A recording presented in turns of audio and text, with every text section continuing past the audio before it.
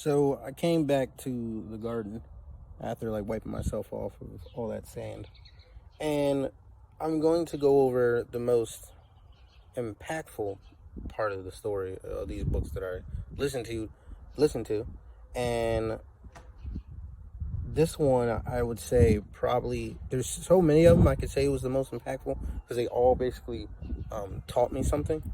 And most people were probably like, well, you got to read like a self-help book or a motivational book or some kind of psychology book to find a lesson in it.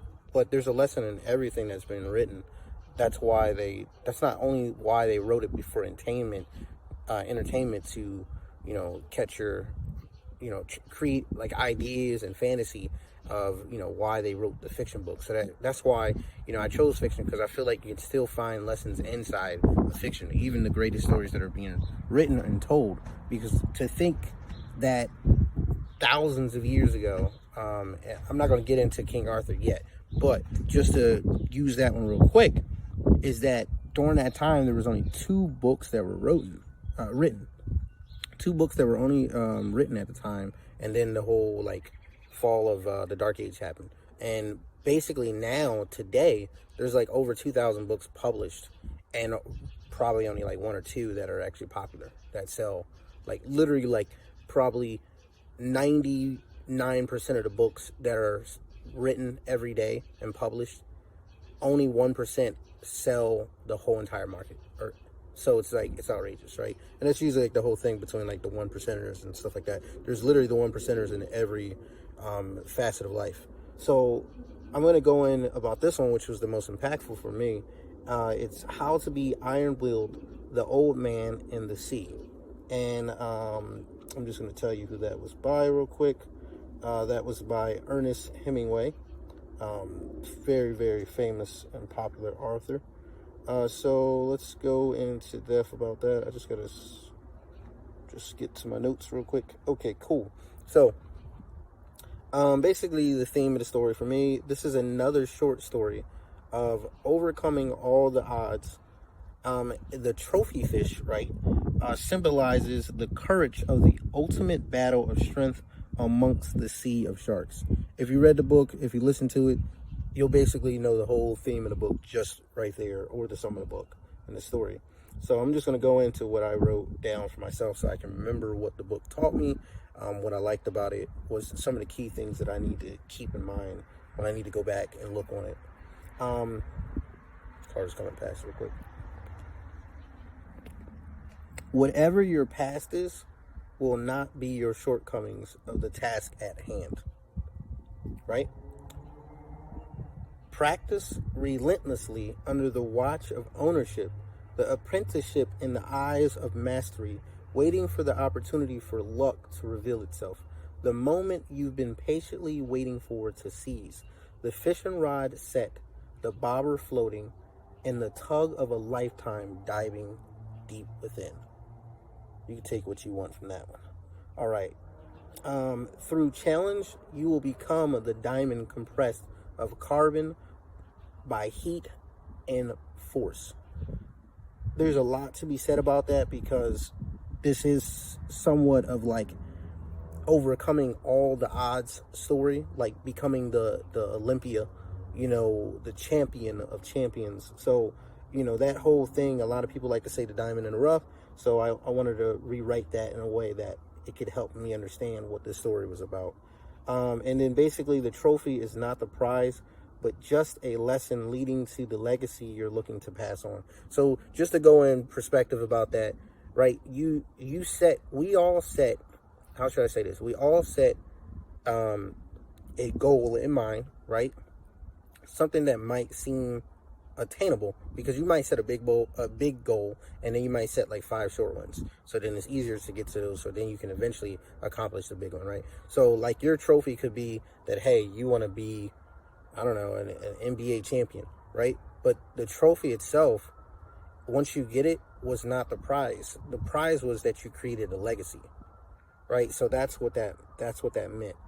You're looking to create a legacy, and the only way to do that is if you accomplish something that's a physical item. And once you got there, you're like, oh, it's like being crowned king. once you got crowned king, the crown was your prize, right? Essentially your trophy. And once you got to that position, putting yourself in that place, you are now looking over a whole kingdom. So it's just about using a physical object so you can obtain a more of a manifestation of an item that's not yet real to you. So you need to use the physical object to basically ground yourself, and that's what that basically means. And then I'm going to say this is basically the question that I wrote down to sum up the book, and the question that you should ask yourself: what were you born for?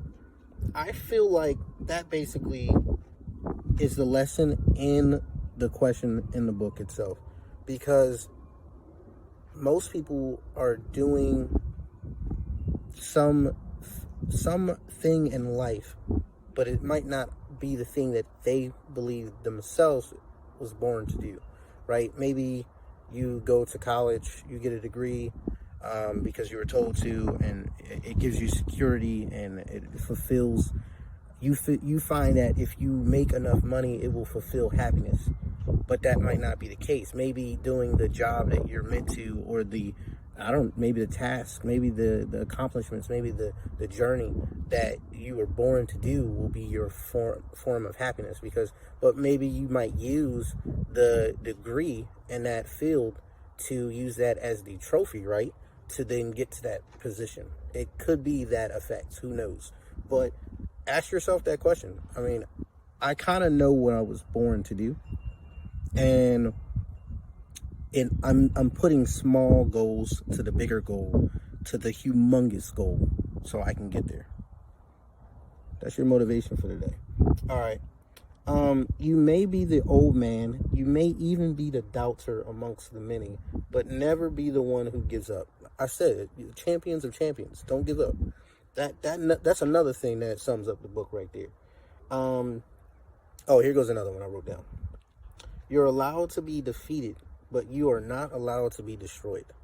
Don't give up. And that's in every facet of life. Don't give up in any shape, form, or size, because you don't know that the next day it could be your lucky number, right? You're feeling down in life. You're depressed, because depression is a real thing. A lot of people go through it. So just don't give up. I'm telling you. Life is filled of sharks ready to feast. That's a literal and a somewhat of a knowledge-y kind of thing, but it's real, because there's a lot of sharks out here ready to feast on you. That could be people, could be the predators that are lurking, all kind of things. You'll win, and then you're going to lose. So that's another form of the part about being the champion part, because some people will say that it took them the 900 times of losing for them to be a true winner. And maybe the form of gamesmanship, or however sportsmanship you should say, or I should say, is the way of the art of challenging yourself, the competition, to then eventually that the losses taught you a lesson. Because once you keep winning, what is the winning telling you? The training's working, the practicing is working, my coach is right, my diet helped me. What is the winning actually teaching you? Now, I'm not saying don't be a winner, but some people believe that actually losing is a more self-worthy lesson than actually the task of winning. So that's just another thing. You're going to win, you're going to lose. That's just going to happen. There's ups and downs. This is a ride we're given, the roller coaster that only breaks twice. Listen, the day you were born and the day that you'll die. But you'll have control of how this ride will deliver you from one destination to the next. So we can't control everything, but you're giving two extremes. You're born and then you die, right? And then in between, that's your legacy. What do you create? So when you leave, that your legacy lives on, and your lessons and how you pass that on to the next generation. That could be whether you want to be the master and you want the apprentice. And they always say that when you're ready to be taught, like you're the master of whatever you do, and as you're ready to be taught, the student will arrive, right? As you're ready to be the apprentice, then you'll fulfill your role of, after accomplishing all these things, so that you can teach the next generation how you did it, so they can be much better than you, 10 times better than you. So there's always someone that's going to do that. It could be your family members, it could be your friends, it could be anybody. It could be me. I could be teaching you stuff. I don't know. I don't know. How about you let me know?